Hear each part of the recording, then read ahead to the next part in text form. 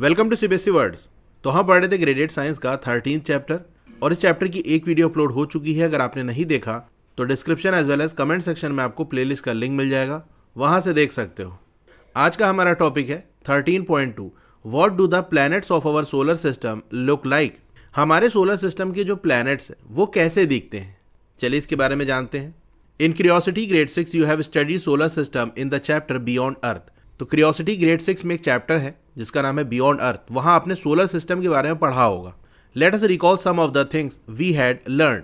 तो जो चीज़ें वहां पर हमने लर्न की थी उनमें से कुछ चीज़ों को चलिए फिर से याद करते हैं। हमने ये देखा था कि जो सोलर सिस्टम है उसमें 8 प्लैनेट्स हैं that go around the sun in nearly circular orbits. और वो जो 8 प्लैनेट्स हैं वो सन के चारों तरफ घूम रहे हैं लगभग सर्कुलर ऑर्बिट में। ऑर्बिट क्या होता है? प्लैनेट का जो पाथ है। जैसे ये सन है, ये अर्थ है, अर्थ सन के चारों तरफ घूम रही है, तो जो ये पाथ बनाएगी, जैसे ये ऐसे यहाँ से घूमते हुए जा रही है और ऐसे होते हुए यहाँ आ गई, तो ये जो पूरा पाथ है जिस रास्ते से होके जा रही है उसी को हम ऑर्बिट कहते हैं। तो कह रहे प्लैनेट्स की जो ऑर्बिट है वो नियरली सर्कुलर है, मतलब एग्जैक्ट एकदम सर्किल नहीं है लेकिन लगभग ये सर्किल है। जैसे ये अर्थ का मैंने ड्रॉ किया ना, देख सकते हो एग्जैक्ट सर्किल नहीं है लेकिन नियरली सर्कुलर हम कह सकते हैं। बेसिकली अर्थ की जो ऑर्बिट है वो इलिप्टिकल होती है, इलिप्स शेप की होती है। वो अभी आपने पढ़ा नहीं है इसीलिए उस पर ध्यान ना, अभी बस इतना याद रखो कि जो प्लैनेट्स हैं उनकी जो ऑर्बिट है वो नियरली सर्कुलर होती है। In order of their increasing distance from the sun. अब सन से प्लैनेट की जो डिस्टेंस है उसके इंक्रीजिंग ऑर्डर में अगर हम उन प्लैनेट्स के नाम लिखें, कहने का मतलब ये है कि जैसे ये सन है तो सन से सबसे करीब कौन सा प्लैनेट है, फिर उसके बाद कौन सा प्लैनेट आएगा यानी सन से जो दूर है, फिर उसके बाद कौन सा प्लैनेट आएगा। तो देख रहे हो कि ये डिस्टेंस इंक्रीज होती चली जा रही है, फिर कौन आएगा। तो इस ऑर्डर में अगर हम प्लैनेट के नाम लिखें तो वो कौन कौन से हैं? They are Mercury, Venus, Earth, Mars, Jupiter, Saturn, Uranus and Neptune. यानी सन से सबसे करीब कौन सा प्लैनेट है? मर्क्यूरी है, फिर उसके बाद आएगा वीनस, फिर और दूर आ गया अर्थ, अर्थ से भी दूर मार्स, फिर जुपिटर आएगा, सैटर्न, यूरेनस, नेपट्यून। तो देख रहे हो सन से डिस्टेंस इंक्रीज होती चली जा रही। इस ऑर्डर में हमने नाम लिखा है। Out of all these planets Mercury, Venus, Earth and Mars are relatively small and rocky planets. अब इन सारे प्लैनेट में ये जो 4 प्लैनेट है मर्क्यूरी, वीनस, अर्थ, मार्स, ये बाकी की कंपैरिजन में छोटे हैं और ये रॉकी प्लैनेट है, यानी ये जो प्लैनेट बना है ये रॉक से बना है, चट्टान से बना हुआ है। While Jupiter, Saturn, Uranus and Neptune are large planets mostly made of gases. वहीं बाकी जो 4 हैं that is Jupiter, Saturn, Uranus and Neptune, ये लार्ज प्लैनेट्स हैं, बड़े प्लैनेट्स हैं, मतलब इनका साइज बाकी जो 4 हमने ऊपर डिस्कस किए उनसे बड़ा है और ये ज़्यादातर गैसेस के बने हुए हैं। जैसे कि जुपिटर की बात कर ले तो ये हाइड्रोजन से बना हुआ है, मतलब ज़्यादातर जो हिस्सा है वो हाइड्रोजन का है, कुछ हीलियम का भी है और अंदर चले जाए तो आइस भी आपको मिलेगी, लेकिन मोस्टली ज़्यादातर जो हिस्सा है जुपिटर प्लैनेट का वो हाइड्रोजन से बना हुआ है। चलिए और भी चीज़ें पता करते हैं प्लैनेट्स के बारे में जो कि हमारे सोलर सिस्टम में है बाय परफॉर्मिंग एक्टिविटी 13.2। तो activity 13.2 let us find out, चलिए पता लगाते हैं। Collect information about the temperature and the size of the planet in our solar system and check if they have an atmosphere. Solar system में जो planets हैं उसके temperature और size के बारे में इंफॉर्मेशन कलेक्ट करनी है और ये भी चेक करो कि क्या वहां पर एटमॉस्फेयर है। एटमॉस्फेयर मतलब गैस की जो एक पूरी लेयर होती है ना प्लैनेट के चारों तरफ, उसी को एटमॉस्फेयर कहते हैं। जैसे हमारे अर्थ पे एटमॉस्फेयर है यानी गैस की पूरी एक लेयर है जो कि हमारे अर्थ को पूरी तरह से कवर किए है। यानी जैसे ये हमारी अर्थ है और ये इसके चारों तरफ जो मैं ब्लू कलर से शो कर रहा हूँ ये पूरी एक लेयर है जिसके अंदर गैसेस भरी हुई है। तो यही गैस की जो लेयर है इसको हम एटमॉस्फेयर कहते हैं। तो सोलर सिस्टम में जो प्लैनेट्स हैं वहाँ पर एटमॉस्फेयर है कि नहीं ये भी आप पता करो। आप ये इन्फॉर्मेशन को बुक से कलेक्ट कर सकते हो जो कि आपकी स्कूल लाइब्रेरी में हो या कोई ट्रस्टेड वेबसाइट है या फिर टीचर से डिस्कस कर सकते हो। जो मिसिंग इन्फॉर्मेशन है उसको टेबल के अंदर फिल करो। तो टेबल के अंदर बेसिकली देखो आपको planet in our solar system इसके बारे में इंफॉर्मेशन है। पहला कॉलम सीरियल नंबर का है, सेकंड में प्लैनेट के नाम लिखने हैं। यहाँ जो नाम है आप देख सकते हो वो सन से डिस्टेंस के अकॉर्डिंग है। जो प्लैनेट सन से सबसे करीब उसका नाम सबसे पहले, जैसे मरकरी, फिर सन से और दूर कौन सा प्लैनेट है? वीनस, फिर उससे दूर अर्थ। इस ऑर्डर में चलिए पहले हम प्लैनेट्स के नाम लिख लेते हैं। थर्ड वाले कॉलम में एवरेज टेम्परेचर दिया हुआ है डिग्री सेल्सियस में, यानी ऑन एन एवरेज वहाँ पर उस प्लैनेट पे क्या टेम्परेचर रहता है। तो ऐसे मरकरी पे रहता है 170 डिग्री सेल्सियस, वीनस पे 450 डिग्री सेल्सियस, अर्थ पे 15 डिग्री सेल्सियस। देखो जो टेम्परेचर है वो अलग अलग जगह पे अलग अलग होता है। जैसे अर्थ पे ही आप अलग अलग जगह जाओगे तो कहीं पर सर्दी ज़्यादा होगी, कहीं पर गर्मी ज़्यादा होगी। इसी तरह से through out the year temperature change होता रहता है। जहाँ आप रहते हो कभी वहाँ टेम्परेचर कम होता है, कभी ज़्यादा होता है। तो सारा अगर एवरेज निकाल लें हम, तो वो क्या बनता है, वो यहाँ दिया हुआ है कि ऑन एन एवरेज अर्थ का जो टेम्परेचर है वो 15 डिग्री सेल्सियस है। इसी तरह से मार्स का है -60, जुपिटर का -110, सैटर्न का -140, यूरेनस का -195 और नेपट्यून का आपको दिया हुआ है -200। फोर्थ वाले कॉलम में दिया है radius compare to the Earth. उस प्लेनेट का रेडियस क्या है अगर हम अर्थ से कंपेयर करें तो, जैसे अगर हम मरकरी की रेडियस की बात कर लें तो ये 2440 किलोमीटर। लेकिन हमको प्लेनेट का रेडियस नहीं लिखना है, बल्कि radius compare to the earth. Earth से अगर कंपेयर करें तो उस प्लेनेट का रेडियस क्या है। तो जब किसी से कंपैरिजन करके हम चीज़ें लिखते हैं, जैसे एग्जाम में भी आपको मार्क्स मिलता है ना, तो वहाँ भी एक तरह का कंपैरिजन हो रहा होता है कि 100 मार्क्स का एग्जाम हुआ, उसमें मान लो किसी के 80 मार्क्स आए, तो आप कैसे लिखते हो कि 80 मार्क्स मिले किसके कंपैरिजन में, 100 के कंपैरिजन में। तो इसी तरह यहाँ भी होगा, अर्थ से कंपेयर कर रहे हैं तो इस वैल्यू को हम अर्थ के रेडियस से डिवाइड करेंगे। तो अर्थ का रेडियस है 6371 किलोमीटर। अब ये डिवीजन आप कर लो, 2440 को डिवाइड करो 6371 से, तो इसकी वैल्यू आएगी लगभग 0.38। ये वैल्यू आपको लिखनी है, तो यहाँ लिख दिया 0.38।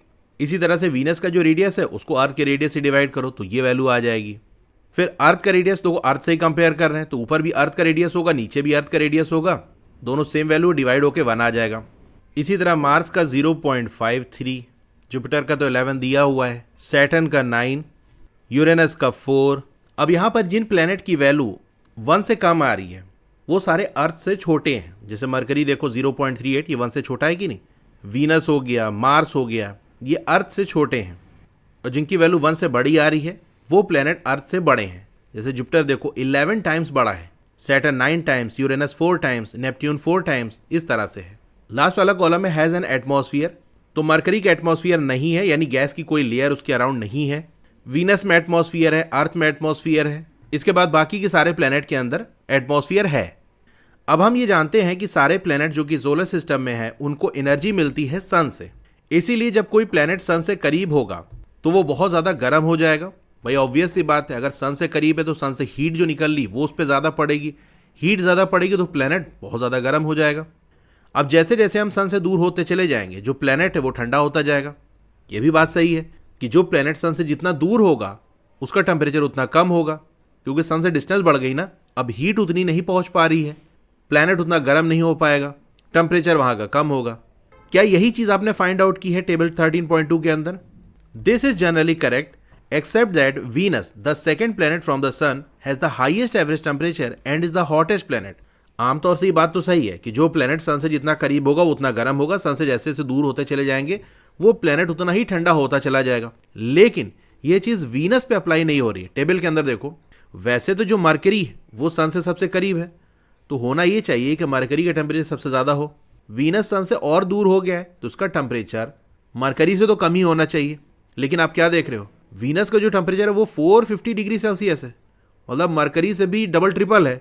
ये कैसे हो गया? Why is this so? Venus is the hottest planet not because it is the closest to the sun but because its thick atmosphere traps heat. अच्छा, वीनस और मरकरी के अंदर एक और चीज़ आप ऑब्जर्व करो तो आप देखोगे मरकरी के पास एटमॉस्फियर नहीं है, वीनस के पास एटमॉस्फियर है।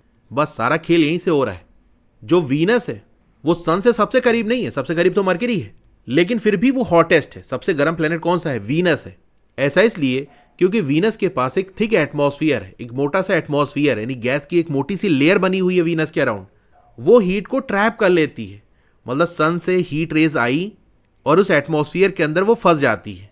देखो, जैसे एक प्लेनेट ये है, सन से हीट रेज आ रही है, इस पर पड़ रही है, तो होगा क्या? जब हीट इस पर पड़ेगी ये प्लेनेट गर्म होगा और जो हीट रेज है वो रेडिएट होती हैं, वापस निकल भी जाती है, तो टकराई, हीट रेज वापस चली गई स्पेस में। लेकिन अगर इसी प्लेनेट के अराउंड एक एटमॉस्फियर की लेयर होगी तो होगा क्या? यहाँ भी सन से हीट रेज आ रही है, तो आने में और टकरा के वापस जाने में ये जो एटमॉस्फियर की लेयर है वो हीट को एब्जॉर्ब कर लेगी। कुछ वापस भी जाएंगे, ऐसी बात नहीं है कि सारी की सारी हीट यहीं एब्जॉर्ब हो गई, लेकिन एटमॉस्फियर हीट को एब्जॉर्ब कर लेगा तो उस एटमॉस्फियर में गर्मी रहेगी। अब एटमॉस्फियर गर्म रहेगा तो ऑब्वियस सी बात है वहाँ का टेम्परेचर बढ़ जाएगा, क्योंकि ज़्यादा हीट लॉस हो नहीं पाई। तो वीनस के पास एटमॉस्फियर है और एटमॉस्फियर क्या करता है? हीट को ट्रैप करता है, फंसा लेता है, हीट को निकलने नहीं देता। इसका एक सिंपल सा एग्जाम्पल आप डेली लाइफ में देखते रहते हो, जैसे एक कप चाय ऐसे कप में निकली हो और वही चाय अगर केटल के अंदर रखी हो, केतली में रखी हो, तो बताओ कौन सी जो चाय है वो ज़्यादा देर तक गर्म रहेगी? ऑब्वियस सी बात है, जो केटल के अंदर है वो ज़्यादा देर तक गर्म रहेगी, क्योंकि वहाँ पर से हीट निकल नहीं पा रही है, बहुत थोड़ा थोड़ा निकल रही है, तो काफ़ी देर बाद जाके वो ठंडी होती है। वहीं ऐसे कप बाहर रख दो चाय निकाल के, तो 5 मिनट में वो ठंडी हो जाएगी, क्योंकि वहाँ से बहुत तेज़ी से हीट निकल रही है, जो चाय के अंदर गर्मी थी वो रेडिएट हो रही है। तो यही चीज़ प्लैनेट के साथ भी होता है। The air on Venus is almost entirely made up of carbon dioxide gas which does not let the heat escape. अब वीनस पे जो एयर है उसमें ज़्यादातर जो गैस है वो कार्बन डाइऑक्साइड है, और ये जो कार्बन डाइऑक्साइड है वो क्या करती है, हीट को एस्केप नहीं होने देती, मतलब ये एब्जॉर्ब कर लेती है। This is called the green house effect, इसी को हम ग्रीन हाउस इफेक्ट कहते हैं। तो ये लेफ्ट साइड में फिगर बनी है schematic of green house effect on Earth. तो अर्थ पे भी हमको ग्रीन हाउस इफेक्ट देखने को मिलता है, यानी सन से जो हीट रेज आ रही हैं वो अर्थ की सरफेस पे पड़ेंगी और यहाँ से कुछ तो वापस चली जाएंगी और कुछ क्या करेंगी, इसी एटमॉस्फेयर में एब्जॉर्ब हो जाएंगी।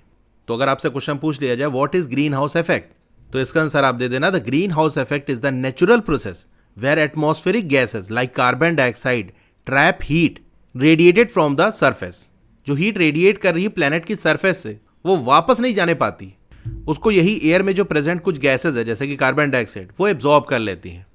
And it makes Venus even hotter then mercury, और इसी वजह से जो वीनस है वो मरकरी से ज़्यादा गर्म है, which is relatively closer to the sun. जबकि सन से करीब कौन है, मरकरी है, लेकिन फिर भी वीनस ज़्यादा गर्म है क्योंकि इसके पास एटमॉस्फेयर है, ये एटमॉस्फेयर हीट को एब्जॉर्ब कर रहा है। On the earth also gases like carbon dioxide in the atmosphere trap heat by absorbing the radiation given off by the earth. Earth पे भी ऐसे ही होता है कि गैसेज जैसे कि कार्बन डाइऑक्साइड हो गया वो हमारे एटमॉस्फेयर में प्रेजेंट है, वो हीट को ट्रैप कर लेती है, फंसा लेती है। कैसे फंसाती है, जो अर्थ से हीट रेडिएट होकर निकल रही है उसको ये एब्जॉर्ब कर लेती है after it gets warm by the sun.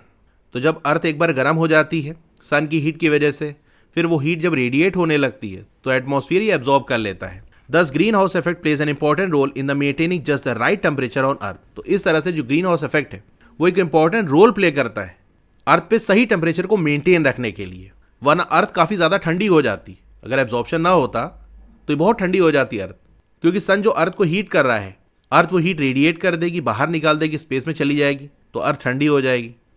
I step further, the green house effect that causes a planet like Venus and Earth to trap heat does not work the same way as a green house for growing plants in a cold climate.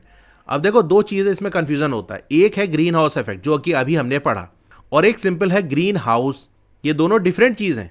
जो green house है उसका use किया जाता है cold climate में, ठंडे climate में plant को ग्रो करने के लिए। ऑन वीनस और earth gases like carbon dioxide in the atmosphere trap heat by absorbing the radiation given off by the earth after it gets warmed by the sun.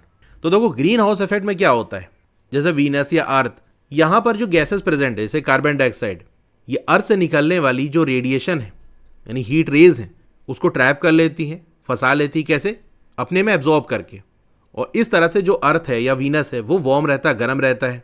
तो ये तो green house effect की बात हो गई। A plant green house on the other hand traps warmed air simply because it is a closed space usually with in glass walls, जैसे कि आपको फिगर 13.3 में दिया हुआ है। लेकिन जो प्लांट ग्रीन हाउस है वो क्या करता है, वार्म एयर को ट्रैप कर लेता है, जो गर्म एयर है उसको फंसा लेता है, क्योंकि वो जो वार्म एयर है वो क्लोज्ड स्पेस में है, यानी ग्लास वॉल के अंदर बंद है। ये यहाँ पर आप फिगर देखो, ग्रीन हाउस फॉर प्लांट्स।